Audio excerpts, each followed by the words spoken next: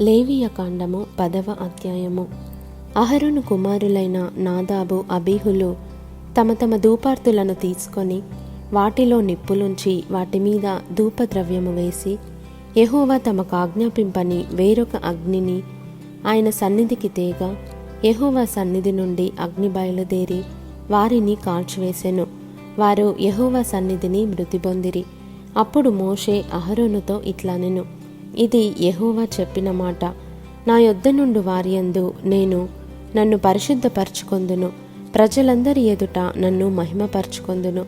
అహరోను మౌనముగా నుండగా మోషే అహరోను పినతండ్రి అయిన ఉజ్జీయేలు కుమారులైన మిషాయేలును ఎల్సాఫానును పిలిపించి, మీరు సమీపించి పరిశుద్ధ స్థలమునెదుట నుండి పాలెము వెలుపలికి మీ సహోదరుల శవములను మోసికొని పోవుడని వారితో చెప్పెను.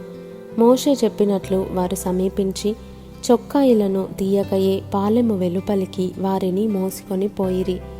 అప్పుడు మోషే అహరోనును అతని కుమారులైన ఎలియాజరు, ఈతామారును వారితో, మీరు చావకుండునట్లును యెహోవా ఈ సర్వ సమాజము మీద ఆగ్రహపడకుండునట్లును మీరు తల విరియబోసుకొనకూడదు, బట్టలను చింపుకొనకూడదు. కానీ యెహోవా వారిని కాల్చినందుకు మీ సహోదరులైన ఇశ్రాయేలీయుల ఇంటి వారందరూ ఏడవవచ్చును. యెహోవా అభిషేక తైలము మీ మీదనున్నది గనుక మీరు చావకుండునట్లు మీరు ప్రత్యక్షపు గుడారం యొక్క ద్వారములో నుండి బయలు వెళ్ళకూడదనెను. వారు మోషే చెప్పిన మాట చొప్పున చేసిరి.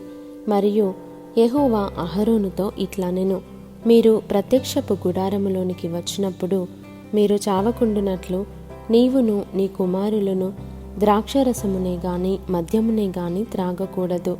మీరు ప్రతిష్ఠింపబడిన దాని నుండి లౌకికమైన దానిని, అపవిత్రమైన దాని నుండి పవిత్రమైన దానిని వేరు చేయుటకును యెహోవా మోషే చేత ఇశ్రాయేలీలకు ఆజ్ఞాపించిన సమస్త విధులను మీరు వారికి బోధించుటకును ఇది మీ తరతరములకు నిత్యమైన కట్టడ.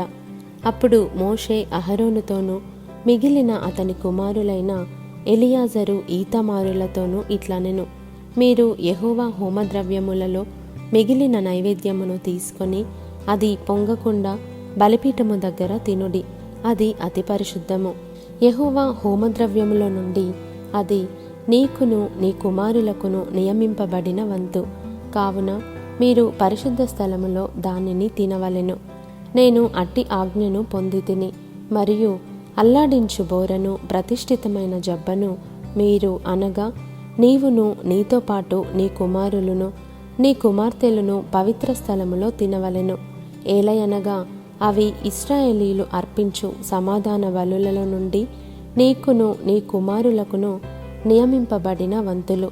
హోమద్రవ్య రూపమైన క్రొవ్వునుగాక యెహోవా సన్నిధిని అల్లాడింపబడిన దానిగా దానిని అల్లాడించినట్లు ప్రతిష్ఠితమైన జబ్బను అల్లాడించు బోరను తీసుకొని రావలెను. నిత్యమైన కట్టడ చొప్పున అవి నీకును నీ కుమారులకును చెందును. అట్లు యెహోవా ఆజ్ఞాపించెను. అప్పుడు మోషే పాపపరిహారార్థ బలియగు మేకను కనుగొనవలెనని జాగ్రత్తగా వెదకినప్పుడు అది కాలిపోయి ఉండెను.